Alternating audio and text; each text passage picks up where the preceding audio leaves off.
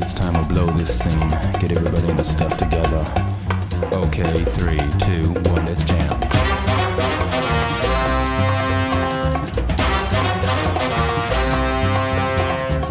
Bonjour à tous et bienvenue dans cette nouvelle émission de Fenêtre sur Diorama. Comme d'habitude, un programme assez complet avec tout d'abord le diorameur du mois. On partira ensuite avec la partie convention où je vous parlerai de 2 expositions. Je vous présenterai ensuite pour la partie bibliothèque un livre en japonais. On continuera avec le diorama du mois. Pas de partie astuce ce mois-ci, j'ai une technique que je voulais vous montrer, j'ai besoin de matériel qui n'est pas encore arrivé après ma commande, donc c'est que partie remise, rassurez-vous. Et on continuera ensuite avec l'initiative où là je vous parlerai d'une boutique. Bref, calez-vous bien dans vos fauteuils, c'est parti. Pour le diorameur du mois, si je vous dis homme à la casquette, yo les croustilles, ou alors oui, peut-être que vous avez reconnu l'homme à la barbichette, je veux bien sûr parler de Raki. Raki, fondateur du Krusty Crew, est évidemment un diorameur reconnu par beaucoup, et il était évident un jour que je devais en parler en tant que diorameur du mois. Raki, ça fait un petit moment qu'il est sur le circuit, mine de rien. Il a commencé, comme beaucoup, avec des dioramas Senseiya qu'il présentait sur son blog. Oui, son blog, il est pas si jeune qu'il voudrait le faire croire. Et en fait, voilà, il a donc commencé sur du Senseiya. Il a appris les choses comme tout le monde. D'abord, les techniques de sculpture, de peinture, etc. Donc, il a fait des choses toujours très, très propres au niveau de sa coupe. Donc, ça, c'est une des caractéristiques de Raki. Clairement, il a un travail de sculpture très, très léché en termes de coupe, c'est toujours très net. Et en fait, si on regarde, il a clairement progressé. Il a commencé avec des petits sets assez basiques, notamment forcément toute la partie temple. Et puis, il a commencé à prendre un petit peu de level également au niveau peinture, etc. Il a pris des commandes et notamment, quand vous faites des commandes, il s'est fait connaître sur 2 décors notamment qu'il a reproduit plein de fois à cause et grâce à des commandes, parce que des fois quand vous faites un décor, vous êtes reconnu pour celui-là, donc on vous demande de faire le même.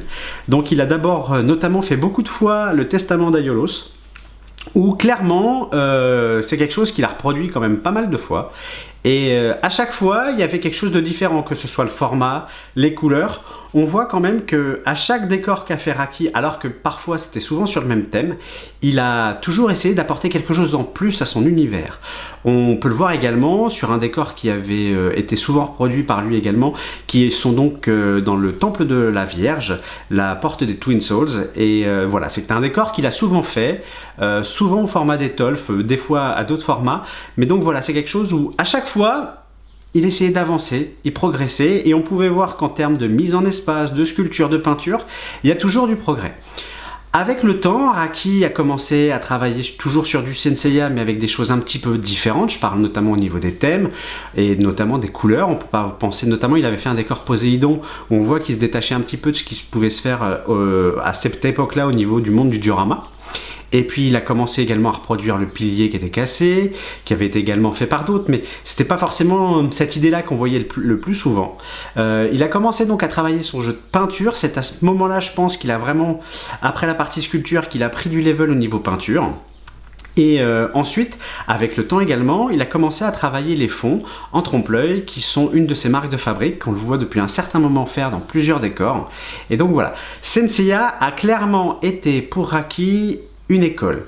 Quand on en parle avec lui, c'est clairement ce qu'il dit. Il vous dit qu'il n'en peut plus des décors Senseiya, mais par contre que c'est la meilleure école parce que ça vous permet à apprendre énormément de techniques, à être extrêmement précis, parce qu'un temple, quand c'est pas droit, ça se voit tout de suite et ça gêne vraiment les yeux, ça pique. Et donc voilà, le Senseiya a été vraiment une école pour Raki, et c'est comme ça qu'avec le temps, avec l'apprentissage, il a réussi à sortir un petit peu de ce carcan.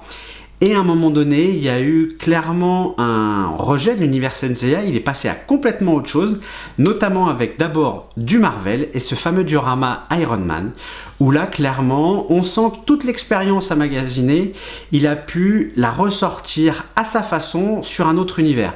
Quand je vous dis souvent, les règles, ça s'apprend, ça se maîtrise, ça se transgresse, c'est un petit peu ce qui s'est passé avec Raki pour Senseiya. Il a appris, il a maîtrisé, il a transgressé en allant vers d'autres univers. D'abord du Marvel, il a après fait du Dragon Ball qu'on peut voir notamment dans sa chaîne YouTube, la chaîne du Krusty Crew, où il a montré de nombreuses fois toutes les étapes de processus de création qu'il a pour un de ses décors. Donc ça c'est très intéressant, ça vous permet de voir comment il travaille et on voit clairement que tout ce qu'il a appris, il le ressort. Il a abordé d'autres licences comme Transformers, plein de personnages de Marvel comme Deadpool, il y a également War Machine où il a fait un très très joli décor d'ailleurs là-dessus que moi j'aime beaucoup. Il a fait du Transformer, il a fait du One Piece, du Dragon Ball, bref c'est quelqu'un qui a abordé beaucoup d'univers et maintenant on voit clairement que c'est quelqu'un qui n'a pas peur de tenter des choses. Et ça se voit encore plus avec ses vidéos, où on voit qu'il n'hésite pas à tenter, et souvent, il arrive à se planter. Et ça, c'est un des attraits de la chaîne, c'est qu'il vous montre ses fails, il vous montre comment il s'est vautré, parce qu'il arrive toujours à s'en sortir. Vraie force de Raki, c'est sa persévérance. Il n'hésite jamais à aller jusqu'au bout de son idée pour trouver les solutions, et il va tester des matériaux, il va aller dedans, il va taper dedans comme on dit. Bref, c'est quelqu'un qui n'a pas peur de se lancer, de rater et toujours trouver une solution derrière. Vraie force de Raki, c'est donc ça. C'est outre une bonne connaissance à chaque fois des univers qu'il adapte, on voit que c'est quelqu'un qui a une idée en tête et il va jusqu'au bout pour la réaliser. On voit que sa mise en espace a progressé avec le temps, il a gagné énormément en dynamisme. Une des caractéristiques de Raki a toujours été la netteté de ses découpes, la netteté de sa sculpture, que ce soit sur des détails en éperons, etc. D'ailleurs, il est en train de proposer un décor qui va bientôt avoir fini, j'espère, concernant Albator, où on peut voir encore qu'il a progressé au niveau de ses découpes, parce que là, il va faire des reliefs, etc. C'est vachement intéressant.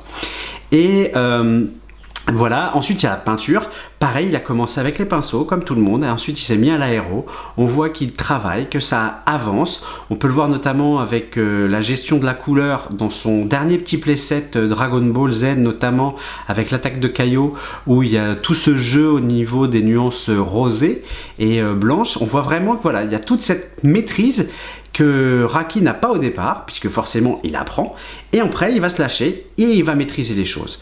Donc c'est vraiment un diorameur extrêmement important dans le monde du diorama, puisqu'il est vraiment là pour vous montrer comment il fait. Et c'est quelqu'un qui partage énormément son expérience. Certes, il y a ses vidéos, certes, il est joignable sur Facebook déjà. Vous pouvez souvent, il y a beaucoup de diorameurs qui l'ont contacté en lui demandant comment faire. Il a toujours été disponible. Et c'est pareil en convention. C'est quelqu'un qui est très rigolo, qui est bien perché aussi. Et c'est pour ça qu'on l'aime. Un gros bisou, mon Raki. Et donc voilà, non, c'est vraiment un diorameur dont il fallait parler, puisque c'est clairement quelqu'un qui se remet en question à chaque réalisation.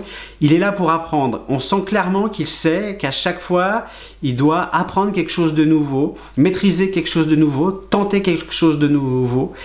Il se met pas des moufles, il y va et à chaque fois il s'en sort, même quand il y a des erreurs. Et ça, c'est vraiment quelque chose de très important. J'ai souvent des gens qui nous demandent, voilà, je me lance dans le diorama, mais j'arrive pas à faire ça. Raki, ça fait plus de 10 ans qu'il en fait, faut pas oublier ce détail, il a forcément de l'expérience. Par contre, ce qu'il a que d'autres n'ont pas, c'est cette volonté, cette vision des choses et sa volonté de faire ce qu'il a en tête. Donc, ayez toujours ça, vous aussi en tête, à l'esprit. Il faut se lancer, ça sert à rien de se mettre des freins. On est là pour se faire plaisir, c'est du diorama. Et s'il y a bien un mec qui a compris ce que c'est que se faire plaisir dans le diorama, eh ben c'est bien Raki. Donc félicitations à lui, montre-nous encore de belles choses et vivement tes prochains dios, parce que quand même, putain, t'envoies salopard. Le point convention va nous emmener du côté d'abord de Bordeaux, où s'est déroulé le Bordeaux Geek Festival, où les amis de ma déesse avaient envoyé l'équipe de sudistes avec notamment Le Monde de Senseiya, qui présentait évidemment ses travaux, ainsi que des œuvres de Seiyan Pool, d'Ishin Sama également, et les œuvres qu'on voit habituellement au niveau de l'équipe des sudistes. Cependant, il y a deux décors qui, moi, ont attiré mon regard particulièrement. Ces deux réalisations du monde de Seb Seiya au niveau de Dragon Ball. J'avoue avoir kiffé ces deux dioramas. On voit qu'il y a un travail d'aéro, mais je sais pas, ce côté très contrasté, mélange de couleurs, etc., nuances, bah moi ça m'a vachement plu. On sent que le Seb Seiya se lâche, qu'il envoie un petit peu les couleurs justement, et qui tente des trucs, et je trouve que ça marche bien. C'est toujours plaisant de voir un diorameur qui au fur et à mesure des mois progresse, et c'est clairement son cas. Et donc voilà, toujours un vrai plaisir de trouver dans la partie du sud de la France les amis de ma déesse avec ces créations là. Bref, continuez à les suivre parce que c'est toujours sympa. Et puis le monde de Seb Seiya, on en parlera un petit peu plus tard. On continue le point convention, toujours avec les amis de ma déesse, et cette fois c'était au niveau des Geek Days de Lille. Alors attention, les Geek Days, il y en a dans trois villes différentes, notamment à Rouen. Là c'était à Lille. Je voulais y aller, je n'ai malheureusement pas pu, et je m'excuse auprès de toutes les personnes qui auraient espéré me voir, même si elles ne devaient pas être très nombreuses. J'espère quand même ne pas vous avoir trop déçu. Des empêchements personnels m'ont empêché évidemment d'y aller. C'est normal, c'est le principe de l'empêchement d'empêcher. Ça s'appelle se répéter, c'est pas grave, on fait ça en freestyle. Bref, les Geek Days de Lille, les amis de ma déesse, on retourne au sujet avec là aussi l'équipe du Nord et les Belges qui étaient présents, avec toujours des réalisations de Diorama Senpai, les réalisations de toute la partie belge avec des réalisations de Damiano, enfin Captain Cisco, excusez-moi.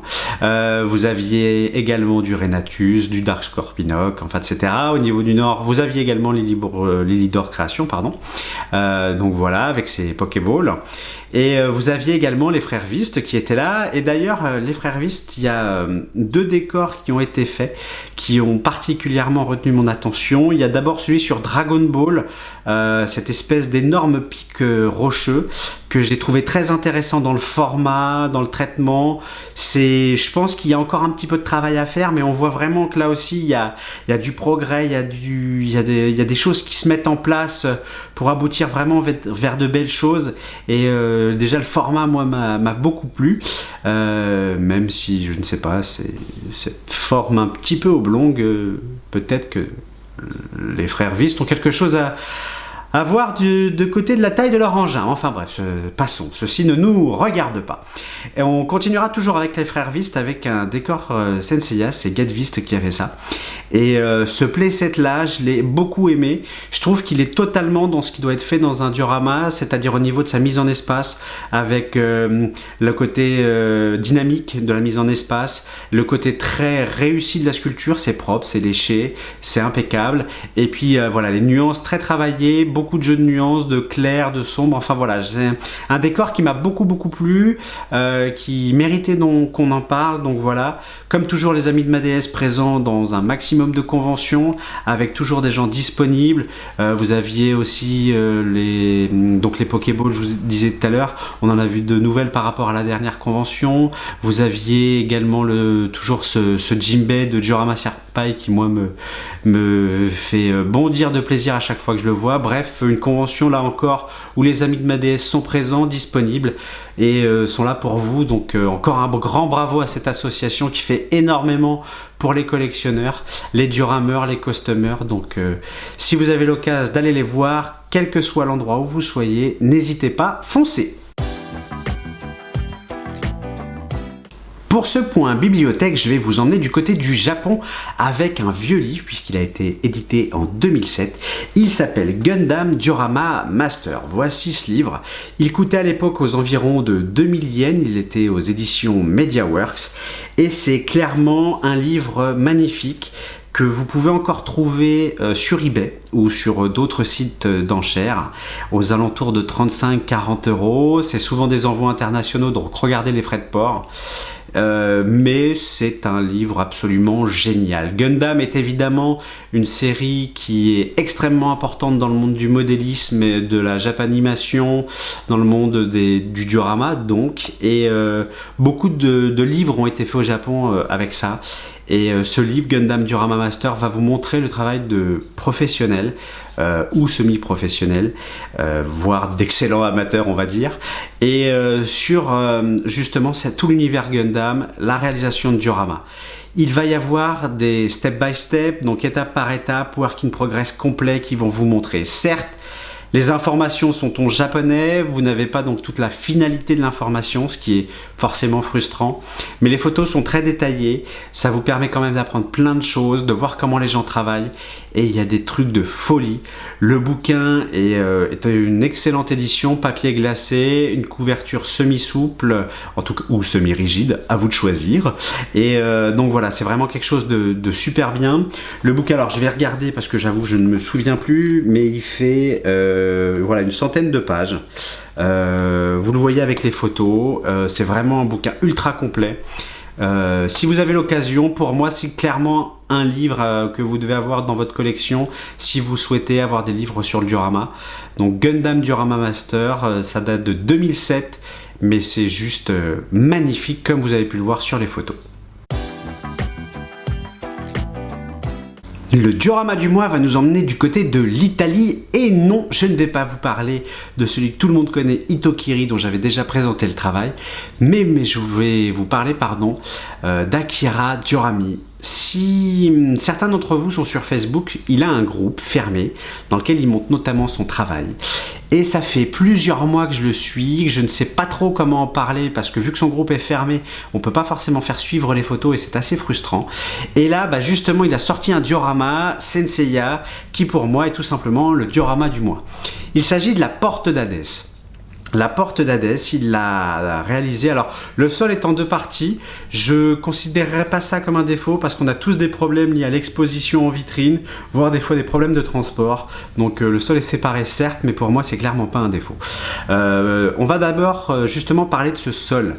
On voit clairement déjà la partie mer verte qui s'accorde parfaitement au violet du sol. Je vous rappelle, je vous disais que la dernière fois avec l'émission sur l'astuce au niveau du cercle chromatique, eh bien ce sont des couleurs qui se complètent parfaitement, le violet et le vert, et là ça marche vraiment excellemment bien au niveau des couleurs, des nuances. Il y a un vrai jeu au niveau des verts, il y a un vrai jeu au niveau du violet qui tend vers le blanc à un certain moment. Il y a un gros travail sur la peinture, sur les nuances. Il ne faut pas négliger également le travail de sculpture où on voit clairement un sol avec de la texture. On voit que c'est maîtrisé, c'est léché en termes de découpe, mais voilà, le sol a un côté très abrupt qui colle parfaitement à l'esprit des enfers. Donc ça, c'est vraiment déjà un excellent point fort de ce diorama, qui va se continuer avec l'arche d'Hadès, où là on voit une arche extrêmement travaillée, avec des textures différentes, des colonnes lisses, des colonnes striées. On voit également toute la partie modélisée au niveau des frises. C'est quelque chose qui a demandé énormément de travail, c'est vraiment très intéressant. La profondeur également de cette arche est très importante, elle est massive, elle est bien lourde. C'est quelque chose qui moi me plaît particulièrement. Donc voilà, c'est un travail que je voulais montrer au niveau du diorama du mois, parce que c'est un diorameur dont je ne parlais pas jusqu'ici, alors que ça fait des mois que je suis son travail. Je trouve qu'il fait de très très belles choses. On se souvient notamment d'un de ses décors Poséidon. J'aurais tendance à associer un petit peu son style à celui de Kyo. Je dirais pas qu'il est complètement l'égal de Kyo ou enfin qu'il le copie, c'est pas du tout ça que je veux dire, mais je trouve qu'il y a des similitudes dans leur style, et on se souvient que Kyo avait notamment aussi fait une arche d'Hadès qui était dantesque. Donc voilà, c'est quelque chose de très très réussi. Akira Diorami, suivez-le, demandez de faire partie de son groupe, il fait de super dioramas. Pour l'initiative du mois, je vous disais qu'on allait reparler du monde de Sepseya. Et ben c'est ici qu'on va en reparler, tout simplement parce que Sepseya a lancé sa boutique en ligne. Il a donc une page Facebook, un site, il vend un petit peu partout. Et le site s'appelle Shakitoy. Et moi je voulais en parler tout simplement parce que c'est un diorameur qui se lance, qui décide de vivre son rêve, de continuer à vivre de sa passion. Donc forcément, rien que pour ça, beaucoup de nous ont toujours ce rêve-là, etc. Ben lui, il le fait. Et donc pensez à vous qui voulez accomplir des fois ça, lui il tente. Donc je pense que c'est important qu'on se fédère un petit peu et qu'on l'accompagne là-dedans, qu'on le fasse vivre, qu'on lui montre notre soutien. Donc Shaki Toy, il vend des produits neufs, il vend des produits d'occasion, donc ça c'est intéressant. Et il vend également quelques dioramas complets avec figurines, etc. Il n'y en a pas énormément pour l'instant, mais il y a notamment ce petit Millennium Falcon qui moi me plaît particulièrement. Et donc d'ailleurs, s'il est encore disponible, je ne vous le cache pas, je vais arrêter l'émission, je vais arrêter de la tourner, puis je vais aller l'acheter. Et comme ça, en plus, je ferai peut-être une review. Bref, ça c'est dit. En fait, voilà, ils vendent des produits neufs, produits d'occasion, du comics, ils vendent également, évidemment, du manga. C'est le début de la boutique, vous trouverez évidemment pas toutes les références que vous souhaitez, mais je pense qu'il est très disponible pour ça, il a envie, donc contactez-le, dites-lui ce qui vous fait plaisir, ce que vous avez envie. Si des fois il y a quelques euros au départ qui sont un petit peu différents, pensez quand même que vous êtes là pour soutenir un mec qui va à fond dans son truc et qui essaye de vivre son rêve. Donc voilà, moi ça peut paraître un petit peu simpliste ce que je veux dire, mais moi c'est vachement important pour moi qu'un mec justement aille au fond de ses idées, de ses rêves, et je trouve que c'est une super idée qu'il a eue. Donc bravo à toi, continue comme ça, j'espère que Shaki Toy va vivre longtemps. Et puis maintenant vous savez ce qu'il vous reste à faire, mettre Shaki Toy dans vos favoris et vous abonner à sa page Facebook et aller faire un tour et puis lui commander un ou deux petits trucs de temps en temps, ça serait quand même bien sympa. Ça y est, l'émission est terminée et j'espère qu'elle vous aura plu. N'hésitez pas, les pouces rouges, les pouces bleus ou l'inverse, je ne sais plus. Bref, faites ce que vous voulez, vous savez comment ça marche, partagez l'émission ou quoi que ce soit, c'est vous qui voyez. Moi, je vous donne rendez-vous à la rentrée. Et oui, rien en juillet ni en août pour cause de vacances, aussi bien pour moi, pour vous. Pas forcément de beaucoup d'actualités à cette période de l'année. Donc j'emmagasine les infos et on fera une belle émission de rentrée, c'est promis. On continuera quand même à en parler de la tombola sur des émissions spécifiques qui viendront peut-être tout au bout ponctuellement au cours de l'été pour vous montrer des petites images concernant les lots et vous expliquer évidemment la tombola. Cette vidéo sort d'ici quelques jours, donc celle-là, il faudra surtout la partager. Je compte sur vous. Et puis, ne vous coupez pas les doigts. C'est très pratique pour faire du diorama. Et à la rentrée. Salut!